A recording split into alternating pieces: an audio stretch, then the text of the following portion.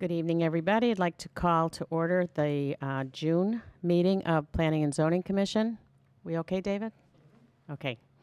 Okay, I'm calling this meeting to order. Andy, could you do a roll call, please? All right. Chair Costello? Present. Commissioner Tantillo? Present.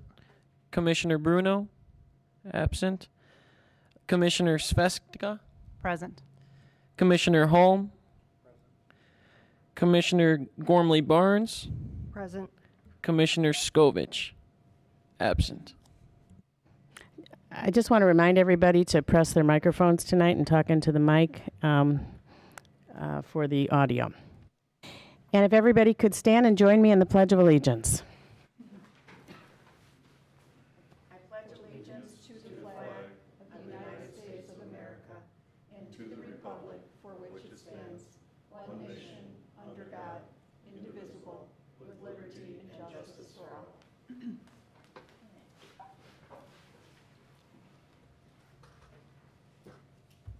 Andy, is the agenda right? Public comments? Yes. Okay. I can Regarding what? Okay. just any of them. So at this time, if anyone would like to make a public comment regarding anything on the agenda, they are free to do so. Seeing no one at the podium, we can move on. Okay, thank you. Next item on the agenda, approval of the minutes from the May 4th meeting. Commissioners, did everybody get a copy of the meetings and minutes, and did you have a chance to review? Anybody have any corrections or comments?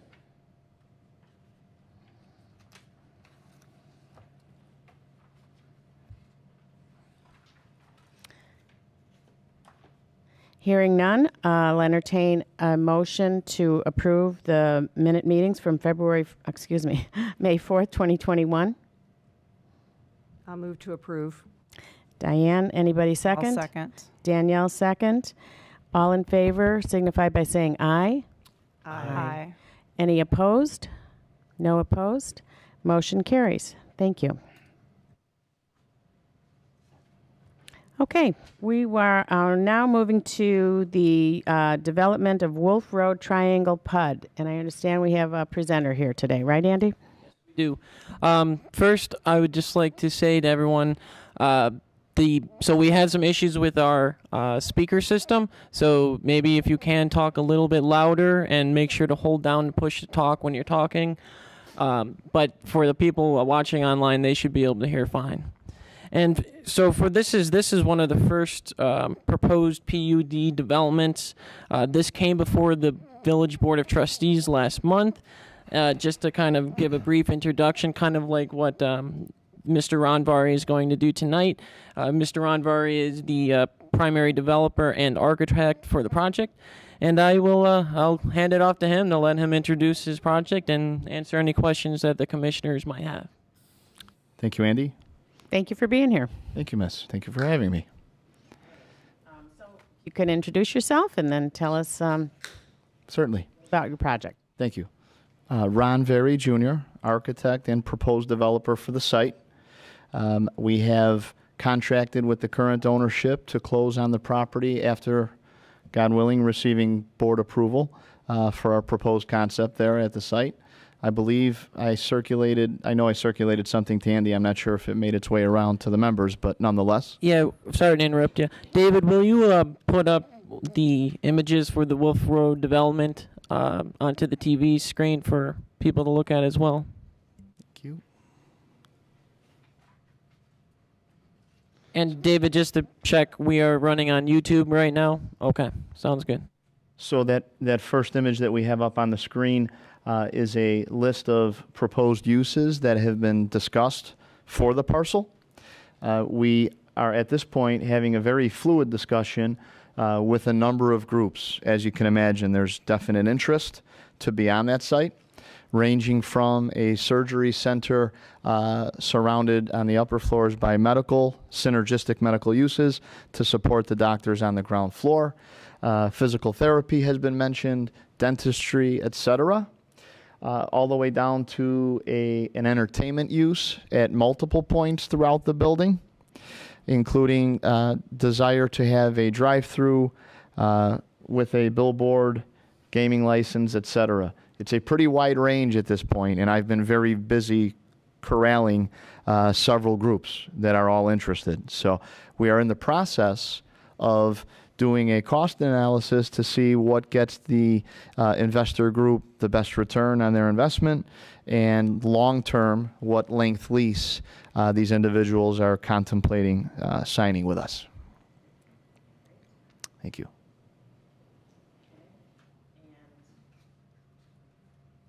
And you have some designs regarding the building itself. We do. At this juncture, we are proposing a 40,000 square foot building, 4 stories, basically 10,000 square feet per parcel. At the moment, that ground floor plan indicates an entertainment use to the south, with the surgery center to the north, and then very vaguely the upper floors showing how that might be divided. We've already spoken to a tenant or two that would want a half floor. In one case, some individual or group would want the entire floor. So again, intentionally keeping it as vague as we can at this juncture until we know a little more, which should certainly come in the next couple of weeks. Does anybody have any questions or comments at this? Thank you for your time. Thank you, sir. Do you have like a general sense? Is it kind of like a bidding war? Can you walk us a little bit through like what the process is in terms of Sure. how these various businesses are competing for that Certainly. space? Absolutely. So I am in contact with a broker, business broker and real estate broker that is heavily tied to the medical community on a nationwide level. And they have vetted the parcel with industry recognizable names, if you will. So once word started to, circulate its way through the email chain of that Rolodex, if you will, and renderings were shown and site plans were shown with the aerial and whatnot and the proximity to 294, we found ourselves fielding more calls than we anticipated. And the same is true on the restaurant lounge level. We have some regionally recognized names here from Chicagoland that are interested, as well as a regionally recognized brand two from Florida that wants to break into the Chicagoland market. So great momentum. Don't know exactly which way it will end up, but we should know, as mentioned, in the next few weeks. We've asked people to, bring letters of intent to us as a group so that we can consider them, bring the final contenders back here before the board, and hopefully take that final step to approval. So will you have identified, for the most part, your tenants before you have your final plans for building? Great question. By category, yes. By final use of the building, yes. I mean, by name, maybe not, but we can, at that juncture at least, release privately to the board the national brands that we're talking to and somewhat regional brands that we're speaking with.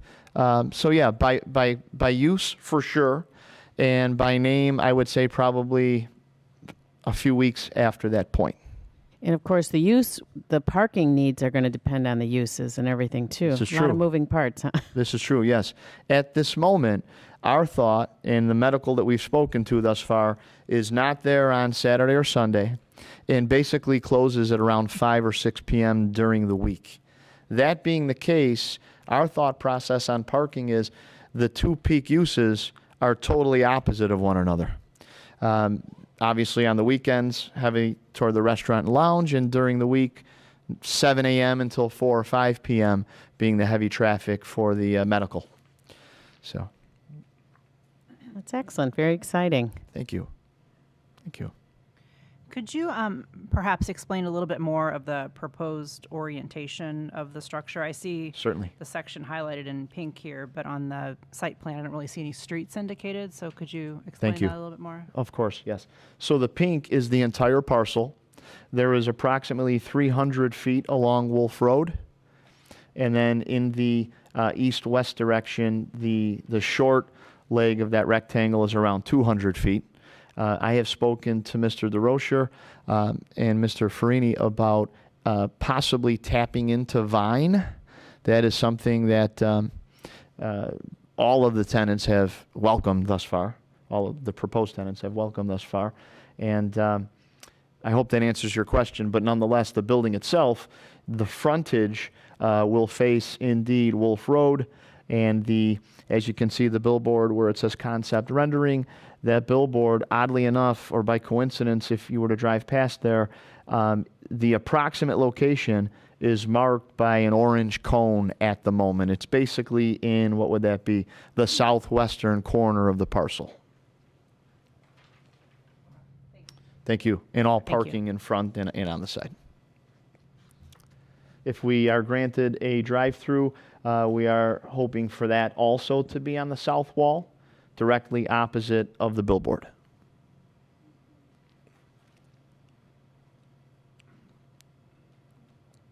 Can you explain a little bit more about how you would like to try to connect over to Vine? Because I'm trying to compare what you've proposed and the parcel that you control Yes, ma'am. with this overall redevelopment concept that we put together a couple of years ago. And Yes. one of the key features of that to kind of maximize the marketability of all the properties is the ability to have That kind flow. of an inner loop road. Sure. So someone could get from one property within the triangle to another without having to go out, Yeah. go through the main intersection and come back. So have you had preliminary conversations with Very. John about how that could be accomplished? Because you don't actually own all the way over No, to Vine. very, to your point, very preliminary, literally one conversation at this point, and quickly discussed, if we can pull that one slide back up that shows the site plan. So the northernmost drive aisle between our north wall and the north property line, it was quickly sketched out in a matter of seconds. That would continue westward and then somehow tap to Vine. I don't quite know exactly how, but very quickly sketching it out, that was the very quick thought on the topic. Okay. Because there is a parcel that's currently vacant to the west of the row of parcels that you own, but you don't own that parcel. No, to my understanding, I thought IDOT perhaps recently purchased that. There are a couple parcels back there. I'm not clear which one they own. Okay. Yeah. Yeah, I would just mention really quick that Commissioner Barnes and I, we actually talked a little bit about this before the meeting. IDOT is currently using some of the land right there behind the proposed property, but I don't think it's permanent. But that's something that John and I will look more into, and we'll work with you on, because I know you expressed your interest in connecting Yes. your proposed project to the rest of the area. So Yes, indeed. Thank you. How many houses are left there, Andy? So the 3 houses that are on that picture are all gone, and I believe the other house behind is also gone right now. I believe so. But how many houses on Vine? I think there's only 2 right now on Vine. I agree. I think one is maybe a 2-unit building and the other is a single-family home. Yeah, there's one single-family home there, and then that property that appears to be what IDOT's use. Maybe they're leasing it from the current owner if they don't own it, but Not sure. they're just using it for outdoor storage. So, Yeah. I will tomorrow. John and I will find out a clear answer as to the IDOT storage area and send an email out to everyone letting you know just exactly who owns it and whatnot. So Thank you. Yeah. You would talk about the restaurant tenant who would be on Correct. That's correct. Yeah. At the moment, I am one of the main owners of the Driftwood Lounge, and we have talked about keeping Driftwood where it is and doing some sort of Driftwood-inspired type of establishment here on the new parcel. We have approximately 6 or 7 years left at the existing place. And then what would happen at that point, we're not sure, but we are contemplating partnering with one of the groups that is interested in coming along at the new parcel as well.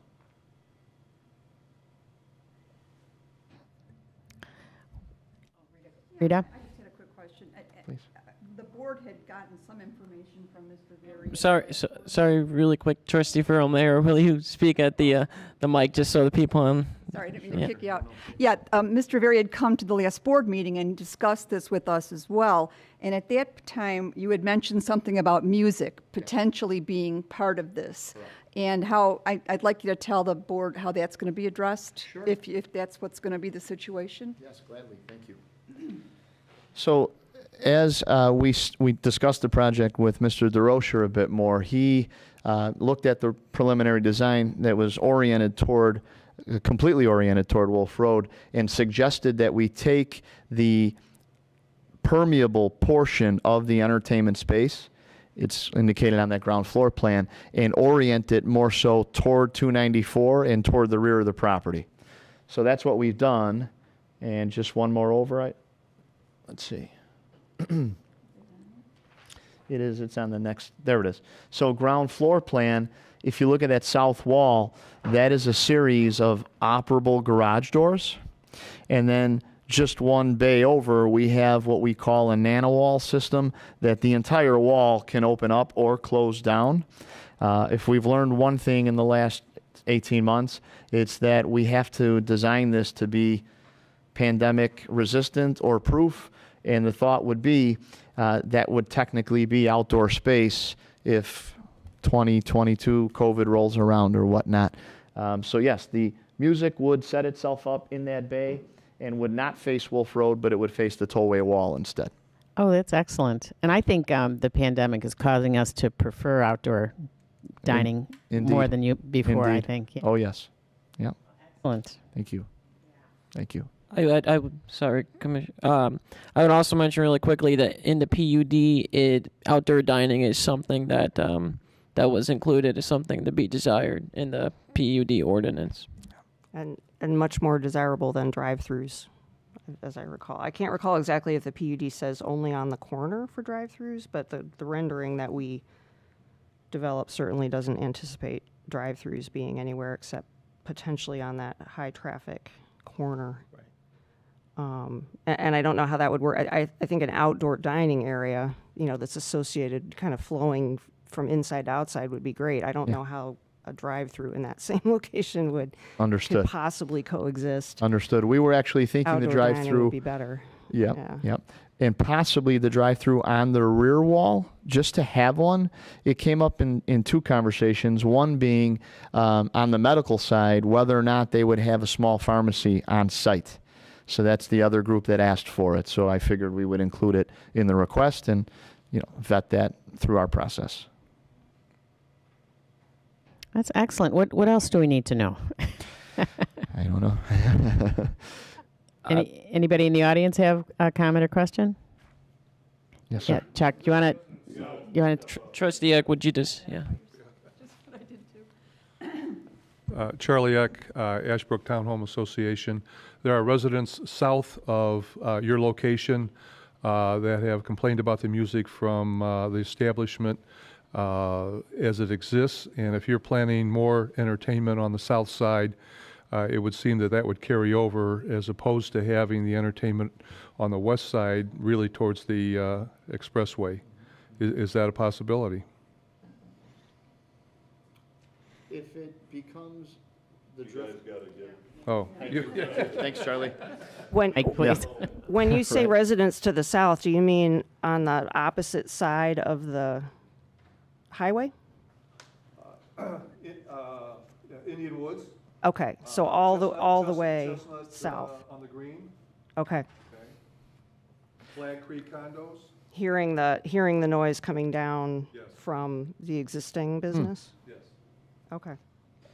I mean, we would, if it's us to be operating that facility, then I would say we would not have an issue orienting those operable garage doors toward the west. If it's a regional or national brand that comes along, I think the best I can promise here is that we would cease outdoor music at 11 p.m. as we're supposed to be doing anyway. And having the pleasure of sleeping through the jackhammering for the last few weeks, I'm imagining that it's going to be difficult for that sound to make it all the way. On a clear night, every now and then, yes, but I happen to live in Burr Ridge around 75th Street, so I'm a bit further than the condo development there. I don't think you're going to hear much music, maybe jackhammering. Hopefully that ceases pretty soon, but nonetheless, music, I'm not sure. I've never heard it, and I've been home at night when the music is going on, so, but we'll do whatever we can to minimize it.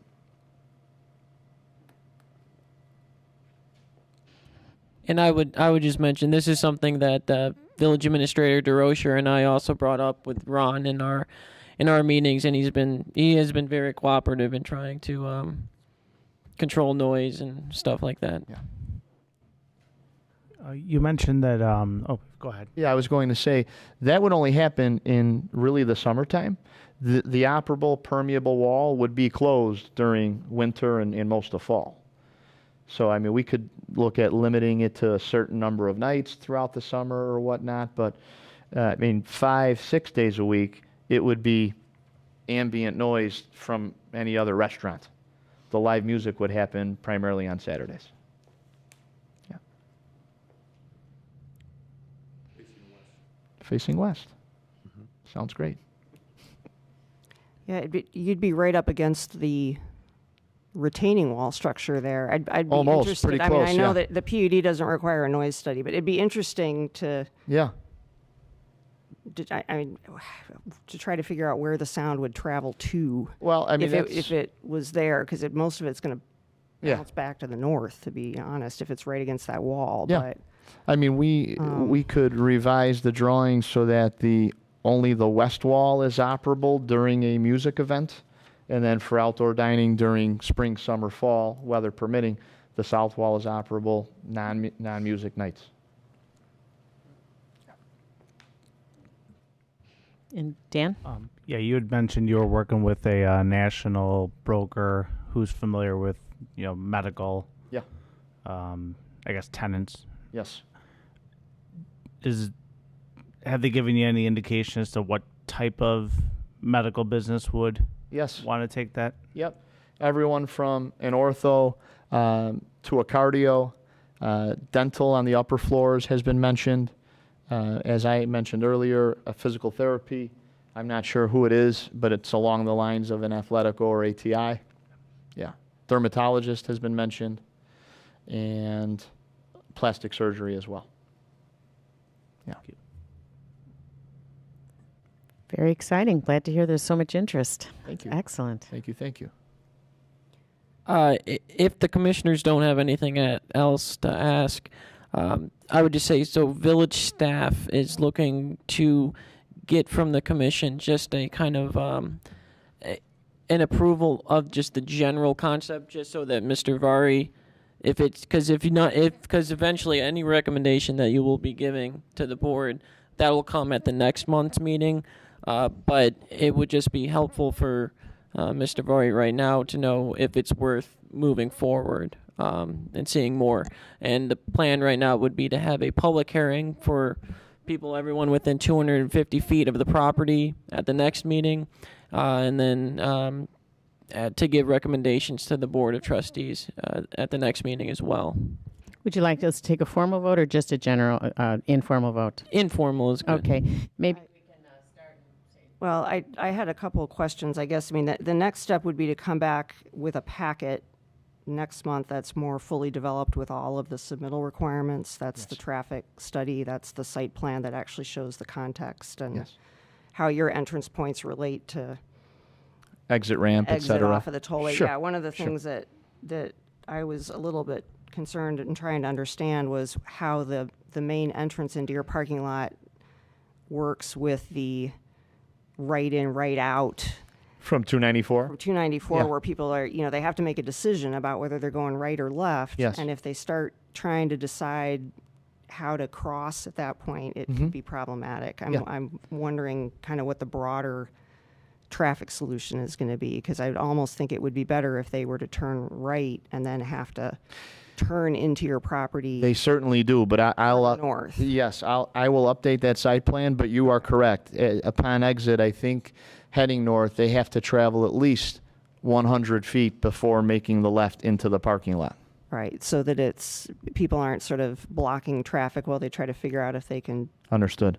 dart across, or and Yeah. doing things, because an entrance that close to that underpass, as well as you come out under the underpass, Yes.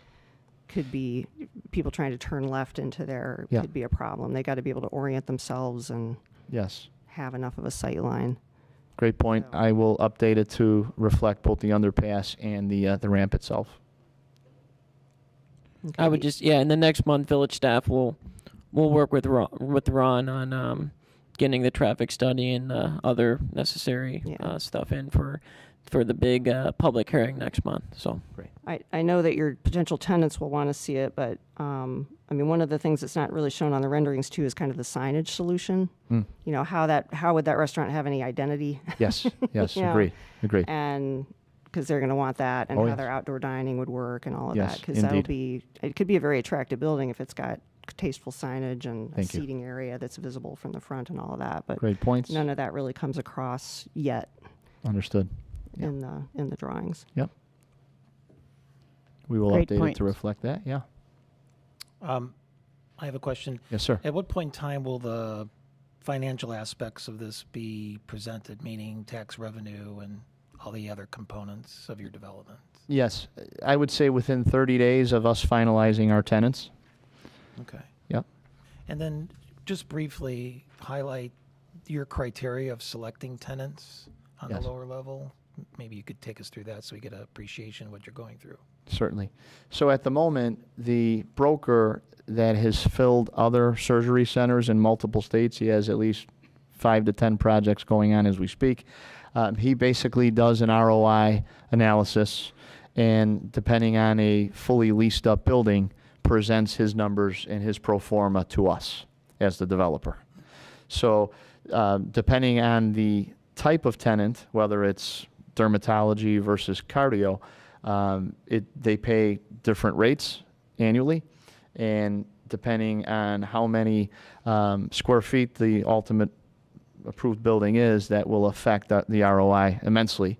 So that's really the main criteria that this is being governed by. On the medical side, the restaurant lounge space, we are deciding whether or not we want to participate, or should we just let a regional or national brand take it for their own without our involvement.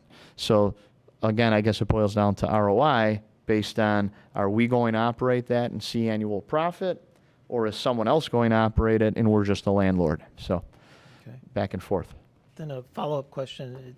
In terms of parking, are you taking into account the future of electric vehicle charging? Yes, absolutely. Okay, We haven't identified it yet, but there will be a handful of spaces with charging stations. Yep. good. Yeah. And then in terms of, solar energy for the building, LEED certification, could you Yes. take us through some of the things that are contributing to that certification? Yes. Still preliminary at this point. Value engineering hasn't taken place, but we are certainly advocates of it. I don't know where it'll lead in terms of construction costs nowadays, but we have talked about perhaps a green roof to help with some of the landscaping requirement and whatnot, the heat island effect, et cetera. But that's as far as it's gotten to date. Okay. Yeah. Yeah, just to qualify for potential grants. Sure. That would be interesting. Okay, Yes. that was it for me. Points, thanks. Yes. No, I am not. I signed. No, I can't at this point. But if he's in town for the next hearing and he's okay with me disclosing, I would ask him to attend. Yeah.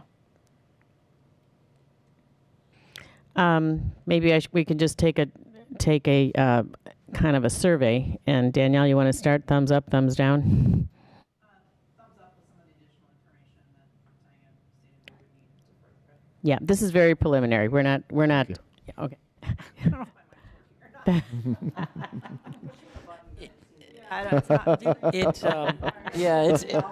It's mostly for the people watching on Facebook and YouTube to push the button. So. I can hear you fine, yeah. So yeah, again, this is very preliminary, but just in general, do we like this idea and are we interested in pursuing? How about you, Dan? I mean, the concept sounds good. I just, not having served on the commission for as long as some other people here, I would like to make sure that we have the information that's needed so it meets the spirit of all the work that you guys put into when you develop the PUD. Yeah, yeah. Absolutely. And given that PUD plan is an outline and it's our ideal. It's not that we have to do every square foot as the plan said, but is this in general keeping with it? Correct. So, okay. Bob, what do you say? Yeah, I'm for it. Anything in the future plan that's visual? Yeah. Because some of us are visual learners rather Understood. than through the text. That Likewise. would be great. And Diane? Yes, I support the concept.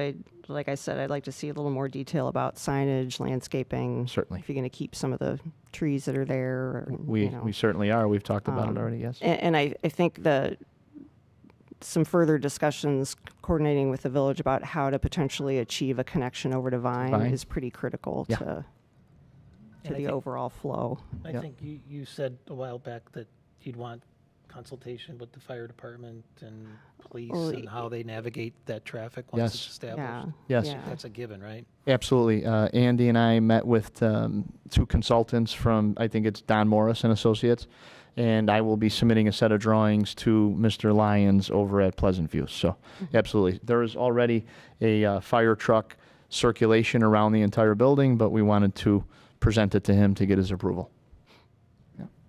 Great. Yeah, I'm very excited to hear more. This is Thank you. This is very exciting for the village. Thank you. Appreciate that. Thank you all. Okay, very good. Okay, and we've got another proposal to take a look at. Do you want to introduce our speaker, Andy? Thanks. All right, so everyone, this is the second triangle PUD proposal that we're looking at. Again, same idea, very kind of introductory presentation to the project that's being proposed. And then Mr. Jerry Dory here is here, who is the developer, and he is here to give his brief, present introduction to the project and answer any questions that you might have. And we'll do the same thing as we did on the last one, just giving your brief opinions on what you think of the concept and whether you're interested in moving forward.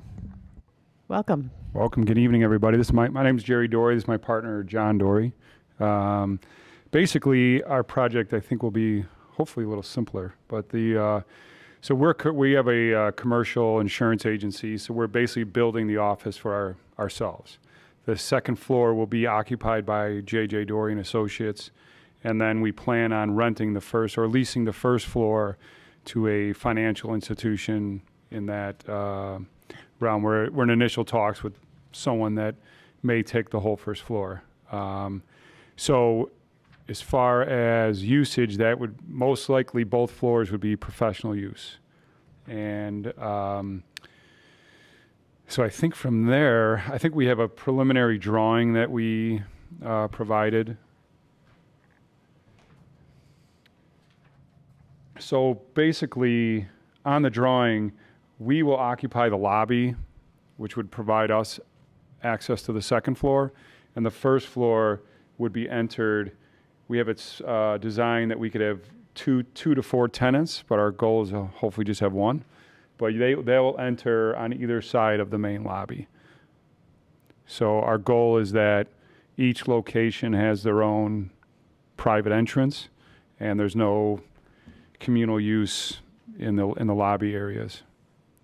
And you would be purchasing that whole triangle that is west of Vine. Yeah, it's been, we've had some hurdles to climb. But as of today, it looks like we're going to be able to purchase the land and the retention pond behind it.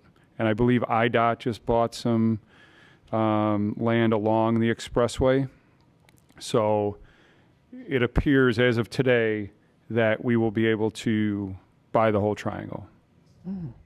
And our goal is to lay the building would be along the retention pond. So the back of the building would face the retention pond, and then the parking area will be on the north end of the building facing Joliet Road. Ah, so will it be on a diagonal then from the road? No, it will most likely be perpendicular with the road. It'll be square to the road, but the retention pond will sit more on an angle behind it.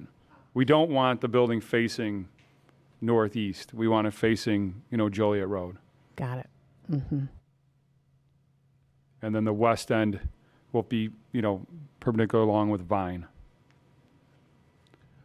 And we plan on keeping, we'll be able to enter and exit from Vine or Joliet Road. So this looks a little bit less preliminary and more solid than our last presentation, this building, or As of now, this is what the building will look like with your approval. I know we presented a different drawing that didn't fit the parameters of what you were looking for. So we went back and matched it somewhat to the condo building that's to the east. So it has the same brick design. It's got some of the darker colors. Personally, we like this design better anyway, so it worked out. But so yes, this would be, it's not going to change very much from here. nice. And then, of course, again, in July, we'll probably talk a lot more about the landscaping and a lot of details from there. Yeah, our goal is to make the retention area more of a sitting area, useful space, where our employees can go out the south end of the building, and we'll have a sitting area and make it more of a place to sit and observe than it just being a, weedy triangle hole at this point. But yeah, that would be, this is, obviously we're not building it for others, we're building it for ourselves. So, obviously it's important that, I have to go to work there every day, so I want it to be somewhere that I enjoy also having to be at. So that's so we want to build a building of somewhere that our employees are happy to go to and enjoy and can use the area outside the building as well.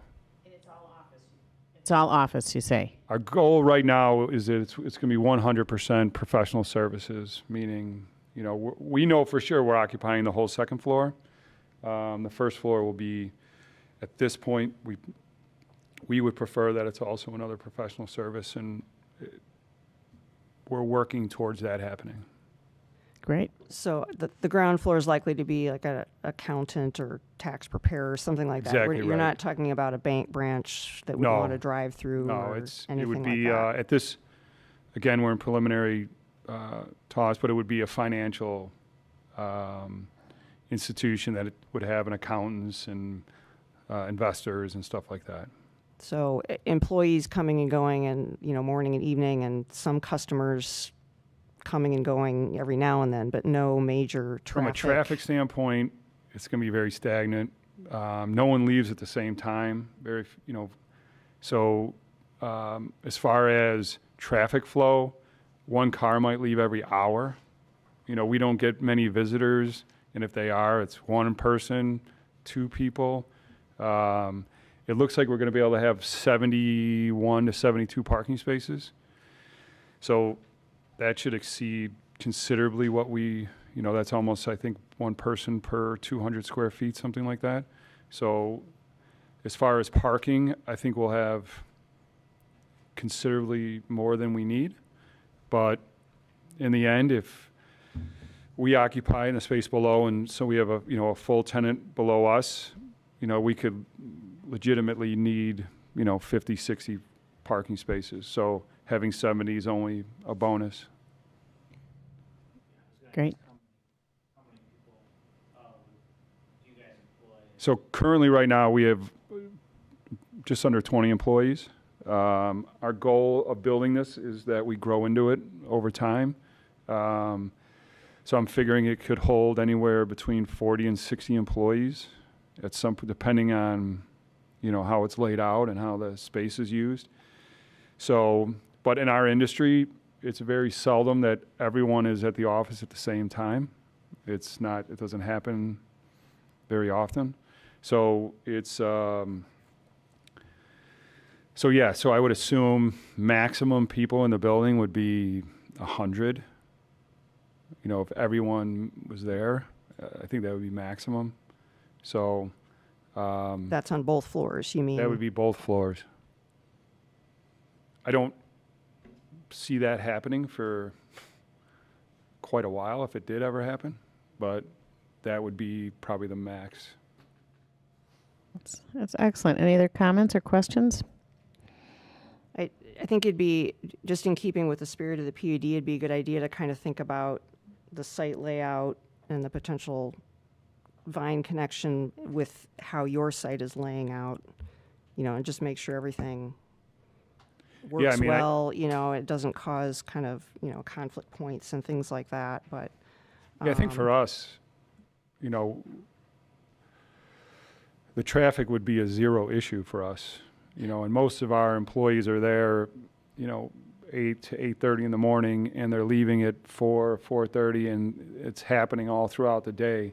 So, like I said, we might have one car after the 8 a.m. start, you know, 8:30. We might have 1 or 2 cars leave every hour. You know, it's not a, you know, we're not having a Subway in there or a, you know, a retail place that's having constant traffic. So I think the Vine connection actually, you know, from our point of view, would work well too, because I live south, so I'd be able to just cut through there and get on 294 faster. You know, I'd cut a minute and a half off, but, you know, and I think it would be better for, you know, people can come in and then go through instead of them coming in, hitting a dead end, doing a turnaround in our parking lot, and then leaving again. You know, it's whatever makes sense for you, but for us, it would be a zero issue.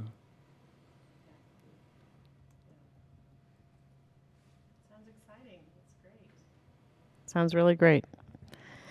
Any comments from the audience, commissioners? I do have Andy? one more point. We did talk to John DeRocher, and one of the things we would like, you know, in the back corner of the lot is we would also like the opportunity to put a billboard in the southwest corner. It would be adjacent to the retention pond. So go ahead. Sorry.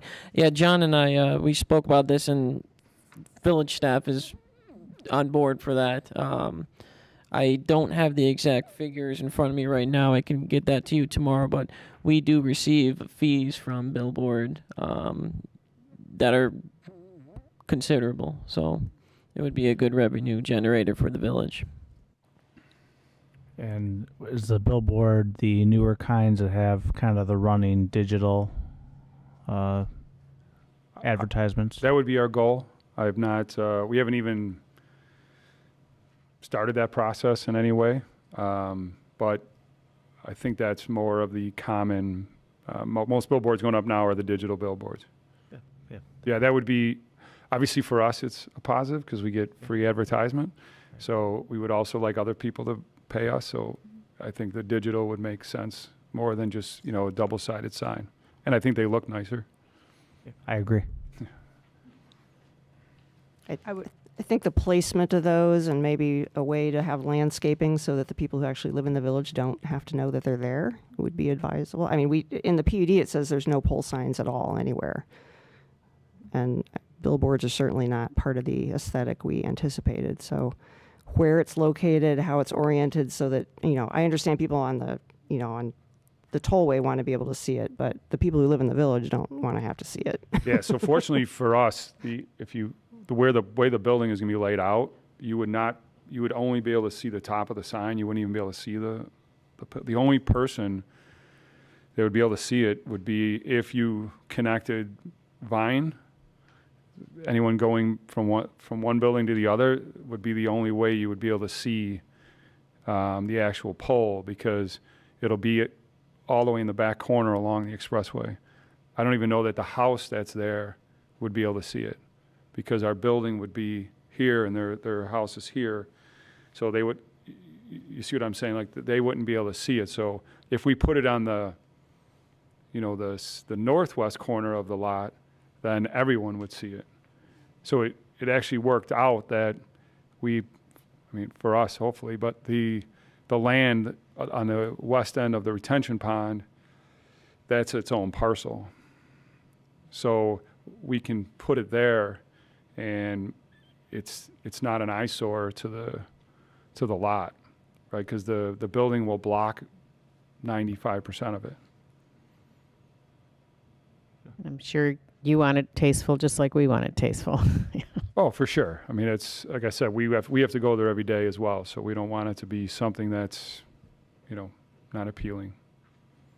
And our goal is to, like I said, improve that retention pond area to make it more of a usable space as far as, walking and sitting and that type of stuff. So putting, trees around the pole or whatever we would need to do, we would have no problem doing that.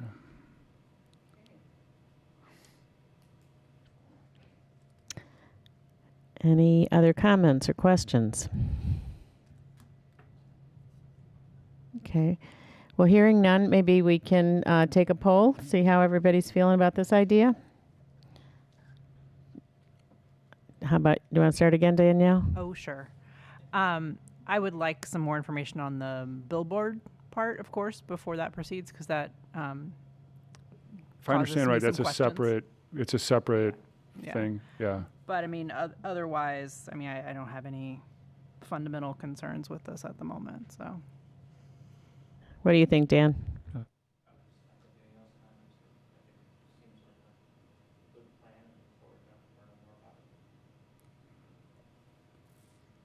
Bob, what do you think? Yeah, it's the same thing I mentioned, anything that deals with solar efficiency, parking lot, chargers, LED certification, something that would help promote you to get maybe potential grants, but would make the village representative of today's times with energy efficiency. So if anything visual would be great. Okay. And what do you think, Diane? Yep, I think the fact that it's not going to generate a lot of traffic on that site, but is going to provide potential customers, for the adjacent places for lunch and breakfast and things is a good thing. More people coming to the village who might spend money before they go home. It's a good thing. Yeah. And I agree. I think it's an exciting project. Thank you for your time. I appreciate it. Oh, okay. And the financial projections, if that ever comes available. Yeah. So on our end, it's pretty basic. It'll just be a matter of what we charge ourselves, and then it'll be just a square footage on the first floor. So I can get you that. It's going to be very simple stuff. Yeah. For the tax revenue, things yeah, like that. we'll have that. Great. So we're good. Thank you guys very much.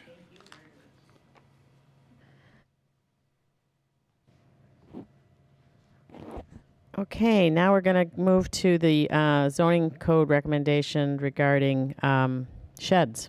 Right, Andy? Okay, you want to info on that? Yes, I will. So at the May Planning and Zoning Commission meeting, the commission directed staff to compile a list of criteria to be added to the zoning code for special use variances related specifically to sheds. And so we looked at the current zoning code, and there are currently 8 criteria or standards for granting a variance to a residential property. They are listed in the memo with the green tab on your packets. And basically, after discussions with some residents in the Robert Bartlett home area, which is the area that, as discussed at the last meeting, there's particular demand for sheds, and there are a lot of sheds in the area, some approved and some not. We developed 2 additional criteria to kind of serve as a starting point, and these criteria can be adjusted, expanded upon, added to whatever the commission would like to do in its recommendations to the village board. And those criteria are simply that to be granted a special use variance, a shed must be 12 feet by 12 feet by 10 feet or smaller, and that a shed would need to be covered by natural plantings to provide screening from street view.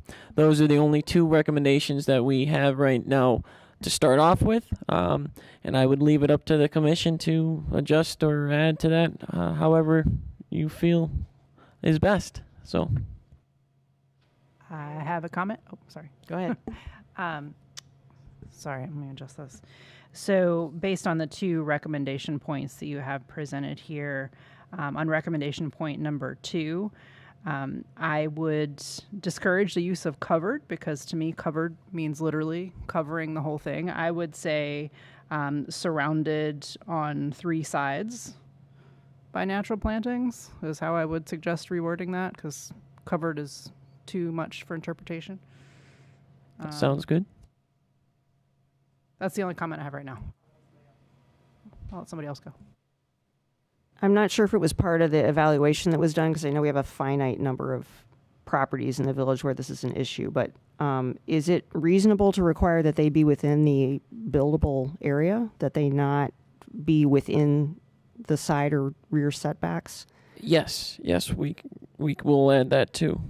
I think currently they wouldn't even be able to, since they would be building in a non-buildable area, but we will make sure to clarify that as well. Yeah, I don't know whether any of the existing sheds are actually violating that right now. That's why I just wonder whether, some of them are possibly not compliant with actually being in the buildable area. But that alleviates the concern that an adjacent property owner would have, that it's too close to the lot line, or it's in their line of sight or something like that. If it's absolutely and within the buildable area, that would be less objectionable, I would think. That definitely makes sense. And also they would still, each individual case would still have to come before this commission for approval, and we would look at things like that too. But yes, let me add that to my notes, and for the buildable area, we'll include that as well. So I was going to say, though, there's some homes where it's impossible to put it in the buildable area. So I would personally like to see in the buildable area, but maybe an exception if they need it, and they, and it's there's good natural, screening, and it doesn't affect the neighbor's view, and so. Prefer, I would like that worded more like prefer in the buildable area. If not possible, then, as long as it meets those other conditions. Right. I mean, they would still have to come to us regardless, right? So someone would be asking for permission to put it outside the buildable area, and we'd have to look at it and say, well, with enough arborvitae around it. And there's some lots where really it's just a corner full of trees and bushes, and it wouldn't affect the look of our village, I don't think. Did we settle in on grandfathering existing shed locations? So right now the plan would be there are some who are already grandfathered, but for those who are not, the idea would be to kind of pool them together and have them come before the commission. And so maybe it would be like 5 in a night or something like that you would go through, and we would just kind of knock them down one at a time. Okay. And then if the grandfathered property is sold to a new owner, have we thought about what that would be in terms of transaction in the shed?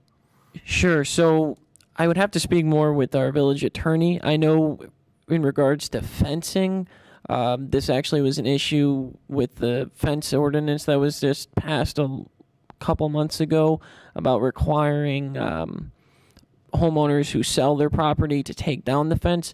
Our village attorney expressed some concern about that, so we're still kind of working on what would be allowed for that.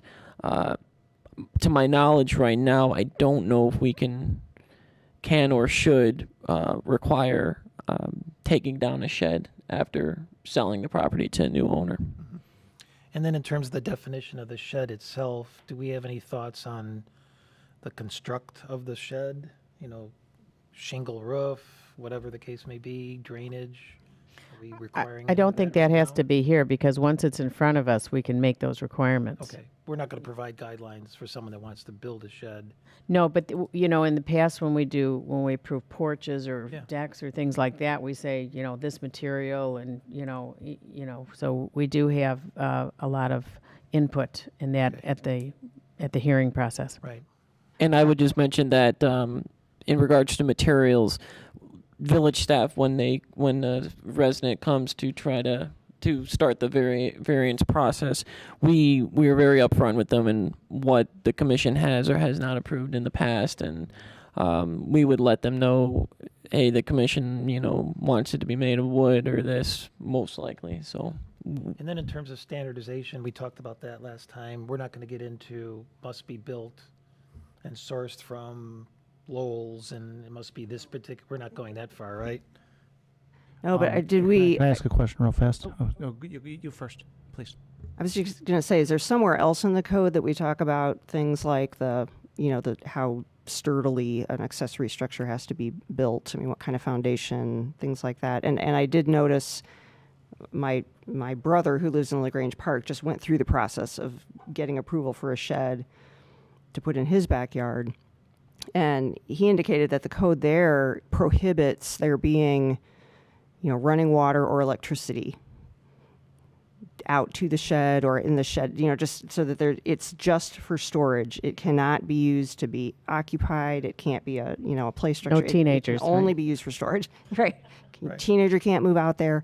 But that just for safety purposes, people aren't trying to lay, conduit and doing crazy stuff on their own. They just Yeah. cannot have electricity. That's my point on the consistency. I think if you look at some of the more popular home office options, people are building sheds and converting them to offices.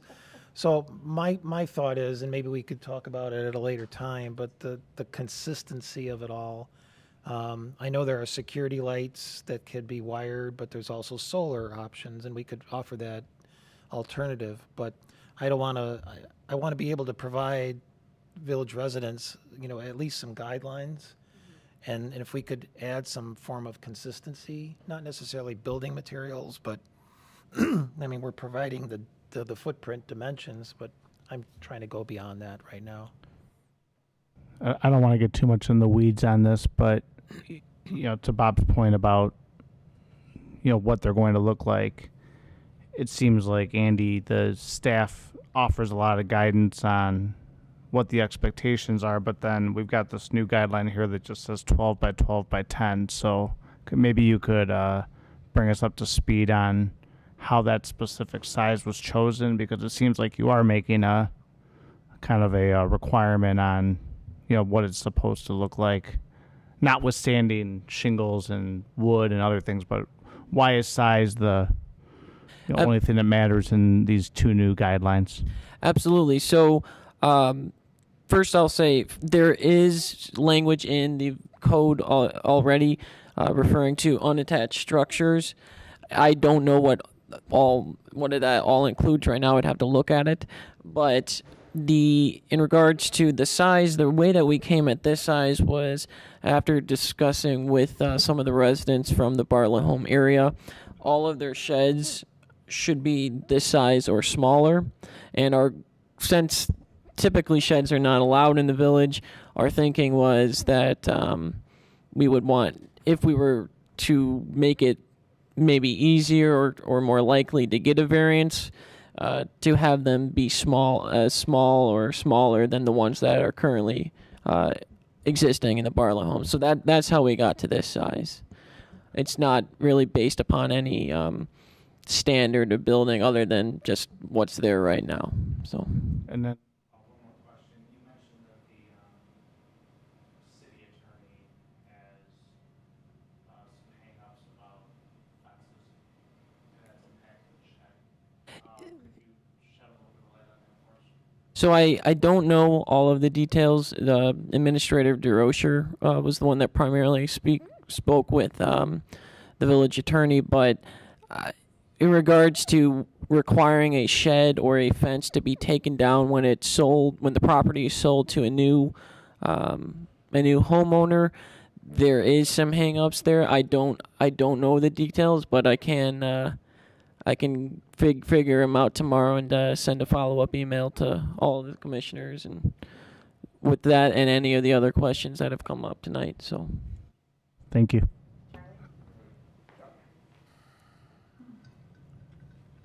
Charlie Eck, thank you.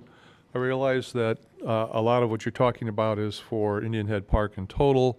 I've been chatting with the folks at Robert Bartlett, and there's 35 homes there, 28 of which have sheds.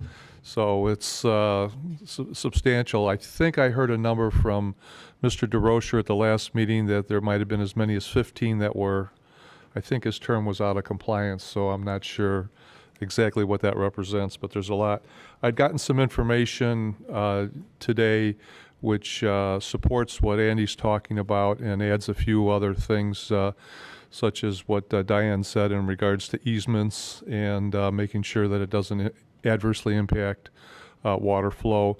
I'm going to send that to Andy, and I think Andy's going to send that to the commissioners here, and so I'm not looking to add anything to it other than to indicate that there's some positive feedback from the residents in Robert Bartlett, and might be something that is more for consideration as you're looking at granting a zoning permit as opposed to something that's in the regulation. And I don't know which.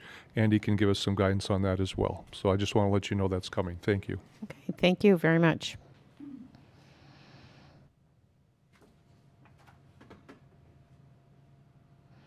What else have we overlooked, if anything? I think it might be worth thinking a little bit more about how we establish the maximum allowable size, because I'm thinking about a 12 by 12, and that's larger than a lot of bedrooms in a lot of houses. I just looked up Lowe's shed kits through the magic of technology, and 8 by 10, 8 by 12 are kind of standard sizes for sheds where, it has a double door and you can put some bikes and a mower in there. And I understand that the folks that are going to come to us from the Bartlett subdivision who already have a shed, we sort of have an understanding that what they have in their yard is going to be, we're going to look at it only under like really egregious circumstances would we say no, move it or something. But I mean, it's probably going to be approved as is. So what I'm thinking about now, folks who live west to Wolf Road who think, oh, I really need a shed. Do we want to just come right out of the gate and say, 12 by 12 is fine? Or do we want to have those sheds be a little more standard size? So with regards to the, sorry. No, I was just going to say, to kind of piggyback off of that, with regards to the existing sheds, do we know how many of them are pushing this 12 by 12 size limit? I do not know how many are of what specifications. I don't know. I think you mentioned there was a number that John had. It was 28. Aren't But those aren't all 12 by 12s, total, are they? but how many of them are non-compliance? Yeah, it's about half and half. And the non-compliant is based on current. It's just the fact that they have a shed; they're not compliant. Yeah, they never so got it's it. not the They weren't structure, they just have a grandfathered. shed. Yeah, it's They never yeah. did come seek a variance in the past. That's what the non-compliance is defined. Okay, So- that's different than the structure itself. Okay. Could we find that out? Could we find out how many of those, I guess, the non-conforming structures are at a maximum size, just out of curiosity? we can try to find that out. Yeah. And then when you want all of them assessed, because those that applied for a variance to get the shed, you don't want everything. You just No, I mean, want the if they had a variance for it already, I mean, Approved it. that's the village saying it's okay, so I don't have any problem with one. Okay, that. just Yeah. making sure. But Well, I think moving forward, it might be, to Diane's point, beneficial for us to kind of stick to something that's a standard size shed that someone would have easy access to. So that's why I kind of want to know how many are this 12 by 12 size. Maybe it's only one or two. Yeah, I think I mean, I jokingly mentioned Lowell's, but I think I'm looking for standardization and guidelines. There's a question back there. They vary greatly in cost, too. You need Do you want to up- come to the microphone? Thank you, and give us your name and address for the record. Oh, Lou Roski, I got a big mouth. You should be able to hear me. I'm from Bartlett. I'm the one doing most of this stuff. But we don't have maybe more than a half a dozen of those big size. Mine's actually 8 by 10, non-compliant. But I've been here 22 years, you know. So but few people still want it because we have the snow blowers, the bicycles, the push mowers, and the riders. You know, it barely fits. Plus your lawn furniture. The stuff's expensive now. So I guess And we're in That's what I one-car was- garages. I wouldn't want to have to, keep getting variances for bigger, because you think of all the things with the rider mowers and the snowmobiles. I mean, the snow blowers blowers. and the bikes and the, yeah. Oh, really? And the lawn furniture. Now we're doing everything outside, and to put the lawn furniture in, I'm thinking if 12 by 12 is not too objectionable. Not everyone has it anyways. And the thing is the list that I gave Charlie and I gave you guys before when this thing first started, everybody's for fences and sheds. Mm-hmm. The lady next door to me moved in a couple years ago, and I don't think he's here anymore. The inspector said they had 2 sheds on their lot. They said you can keep 1. And that's like 11. I measured it for like 11 by 11 or something, you know.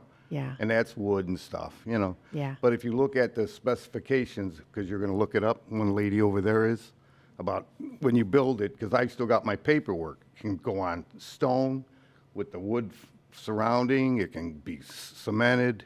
Mm-hmm. Mine hasn't moved in so many years. Mine's plastic, vinyl, but you can hose it down, pressure wash it. It looks nice. Mm-hmm. You start, people do what they want, but, Yeah, and again, if it's not, if the neighbors do not object and it doesn't affect the sight line and it's screened with lots of natural plantings and that's the it only doesn't thing affect everybody will the, probably have to do, but maybe 2 or 3 people have it already. The rest, Yeah. I know I don't. yeah, because the whole idea of the ordinance is to keep the village looking park-like. Right. 3 So- sides, you got to keep the double doors open. We got to get in, So don't close us all off, No, But I said thanks. 3 sides. Yeah, 3 sides. That's it. Thanks. Thank you. Yeah, what else? Comments? Yeah. What do you think, Andy? Do you need more feedback?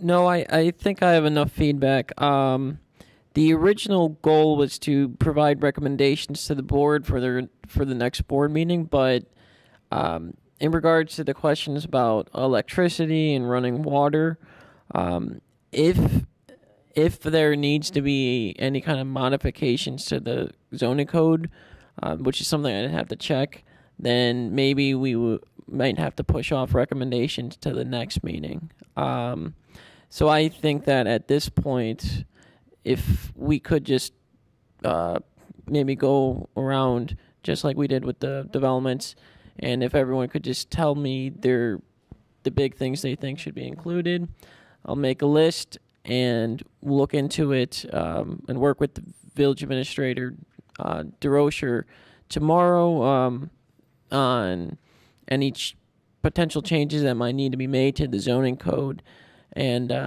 then go from there. And maybe our next planning and zoning meeting, we can formulate actual recommendations to give to the board.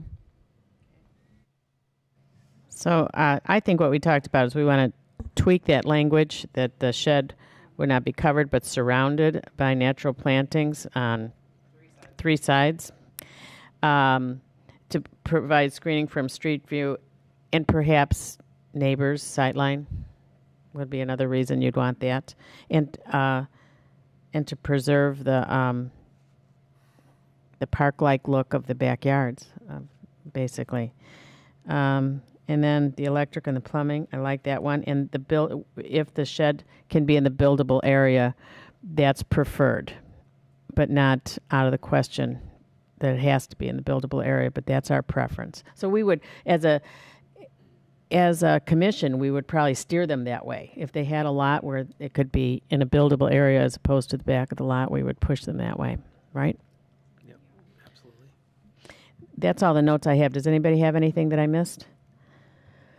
I mean, I kind of think the item about excluding electric and water is a smart addition. I just think in so, case too. anybody got some idea to build this as a secondary livable structure. I think so too. If the commission would like, we could just formulate those into recommendations right now, and we could just say no electric, no water, and then we wouldn't need to bring it back to the next commission meeting. We could just give it to the. Which is great. No she sheds. No she shed. Yeah, right. But along those lines, I think some mention of no pets. Domestic pets. I mean, we do have a domestic animal provision in the ordinance already specifically to address that. But I mean, I think what you're getting at is you should specifically say these are not intended to be living structures for domestic animals. domestic animals. We're getting back into the chicken thing Small again. humans, anything, yeah. I didn't want someone jumping through a loophole here and then all of a sudden. Is shed a defined term already in the code? I mean, surely every Yeah. code has, it just says it's for storage, right? It's not for living in, it's not for, yeah. No chickens, please. So No maybe hot some tubs, casual mention no- of that. No domestic animals should be included in the shed as permanent residents. If you could just check the code to make sure, because it probably is I'm defined. pretty sure it's in there. Yeah. There, Yeah. there I will would be just say that squirrels and nothing's here to redefine what a shed is. invited, right? It's not. But you shouldn't run a business out of your shed. It's all those things, right? Storage. So, are we in agreement? We can just make these recommendations tonight, and that's in our recommendations in their totality. All right. Should we do a roll call on this? Do you want to, Andy? We can do voice vote, I think. Okay. Yeah. So, those items that we suggested, tweaking the language instead of covered, we're used surrounded by natural plantings. We would like the provision included that no electricity or plumbing be permitted, and that our preference is the buildable area for these sheds, that they be in the buildable area. And for now, we're just going to leave 12 by 12 by 10 in. Correct. I'd rather do that than have to come back and provide or grant variances if there's a real good reason. I don't know. Well, they're coming to us no matter what, They are. because it won't be by right.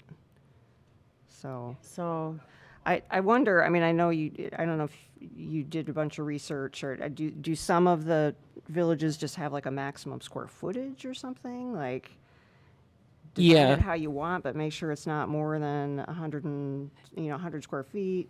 Yeah, so something? each village has their own kind of specific rules. Usually they do have just some kind of maximum square footage, but they're usually, I mean, as you all know, they're a lot more flexible than our code when it comes to this issue. But yeah, they usually just have like a maximum square footage, stuff like that. Maybe that's the way to go. I mean, just from my quick research, that even an 8x10 shed is shockingly expensive to purchase at Lowe's. So I can't imagine there's many people going to come to us wanting to custom build a 12 by 12 shed. But would you prefer that never we know. did 8 by 8? Would you prefer that?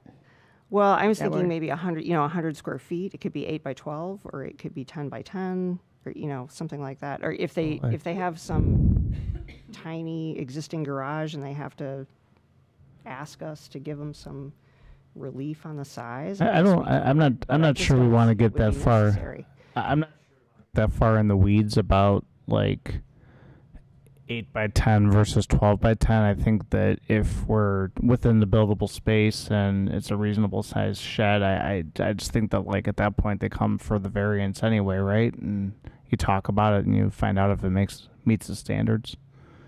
So I don't know. I don't want to like I suppose. micromanage the design concept. Like I think you can start at the higher end knowing that what you see online is most of them are typically smaller.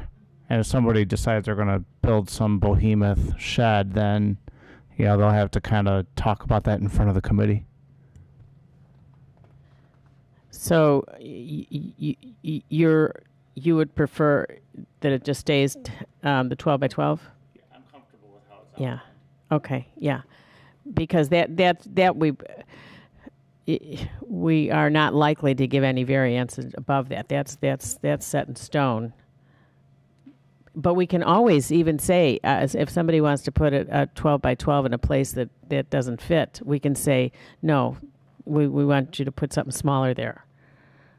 Right. I think that if, again, there's no plumbing or water, it's within the buildable space, and it meets the design of the property, and the neighbors aren't objecting. I just don't want to be in a position of us kind of just arbitrarily saying this is a good fit or this is a bad fit. I would rather hear from the resident and any affected neighbors about, the size of the shed and how it fits into the property. That's all I'm saying.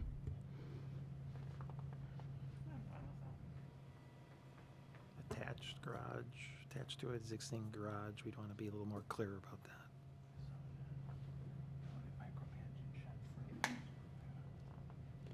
Did you have a comment, Bob? I didn't quite hear that. I think Andy has it all taken care of. It's just making sure that the shed isn't attached to an existing house structure and Yeah, it would need to be an unattached. dislocated from the main residence.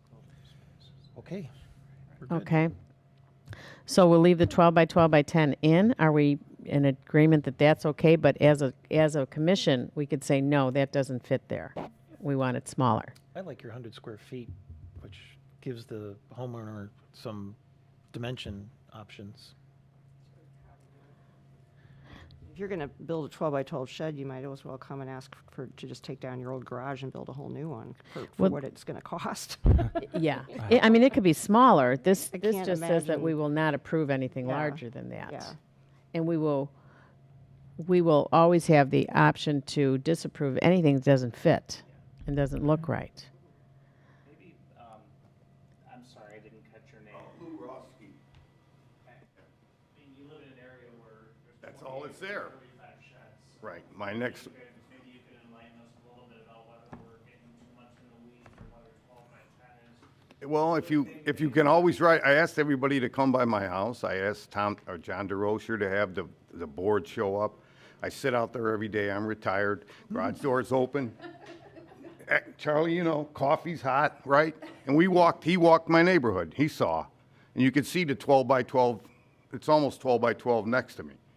All right, but she's got arborvitae's up. But it doesn't really look that big. You can't get a car in there unless you got one of them itty-bitty things, maybe. But you know what I mean? It sits up, so.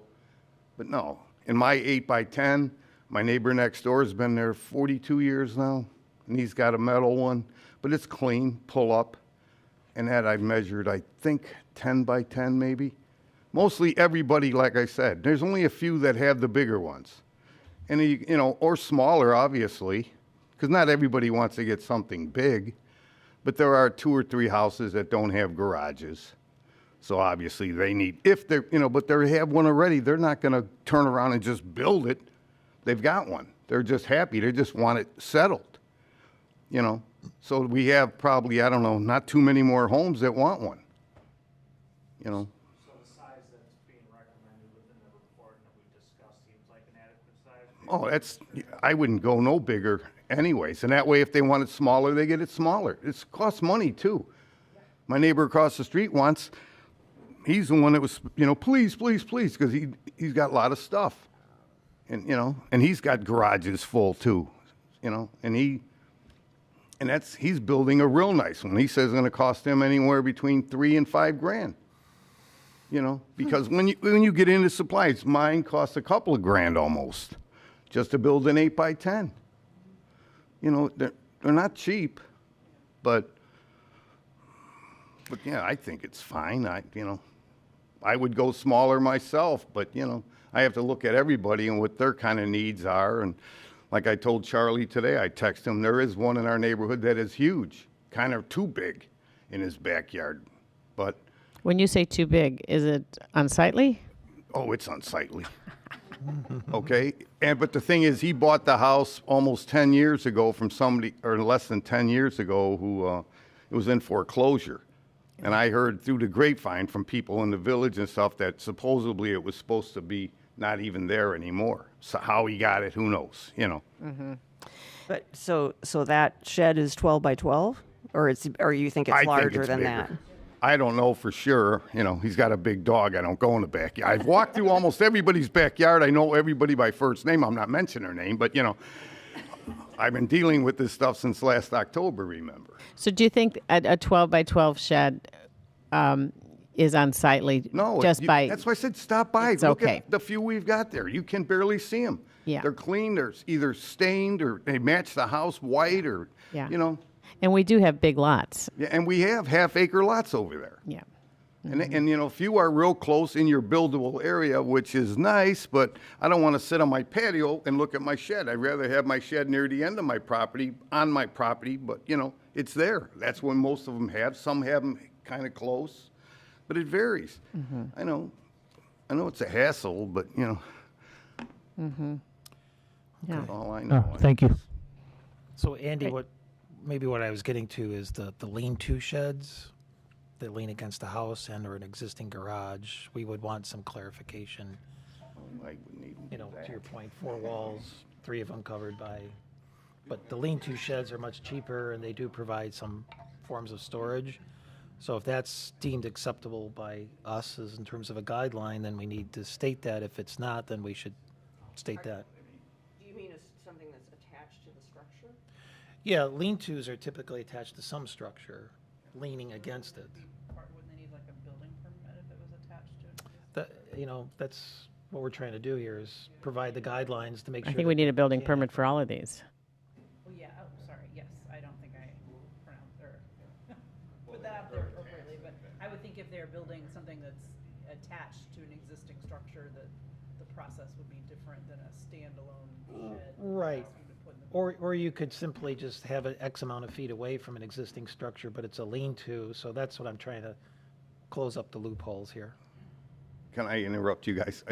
We have 2 that I know of. They're not really lean-tos. They're attached to the property. They are a shed, but they've been attached. And like I said, my neighbor next door has been there 42 years, and that was there before he moved in. You know, the other guy, I don't know, but it's been there a long time. You know, they're literally attached. I never even knew it existed. I thought it was his shed. But that would be considered kind of like, you know, but those are the only 2 that I know of in our 35, so. Yeah, just a future state. That's what But I'm now saying. we always have that discretion. Every shed is going to come through here, and we will be able to kind of decide is that aesthetic or not. I guess where I'm going it for is just to provide some guidelines for residents, so before they come to us, at least they have some idea of what they're facing. So what are you suggesting? Well, if we had a set of guidelines on what a shed is, I mean, we're talking about dimensions. We've but- got a definition. Right, so, but I'm talking about other things, like For the list that Andy took, in addition to the lean-tos and attachment, how many feet away does it have to be? I know every shed that is proposed is gonna come to us, but I would like to provide future residents that want a shed some form of guidelines. I mean, I think it's also important, oh, sorry. That's what this is. But we can't, I don't know that we can make a guideline for every, I mean, it's going to be a variation. I mean, it's going to be a variance. yeah, my thinking on it, I think it's a good point, but I think I agree with Chair Costello that since every single time it would come before the committee or the commission, that the specifics could be hashed out then as to what. Now, the for anyone who comes for a variance, the village staff will provide them, you know, an overview of the process and what the code defines as a shed, an unattached structure, stuff like that. So we will be giving them guidelines, but ultimately, I think that it's going to be a case by case thing, and that will have to come before the commission. So that's my thinking.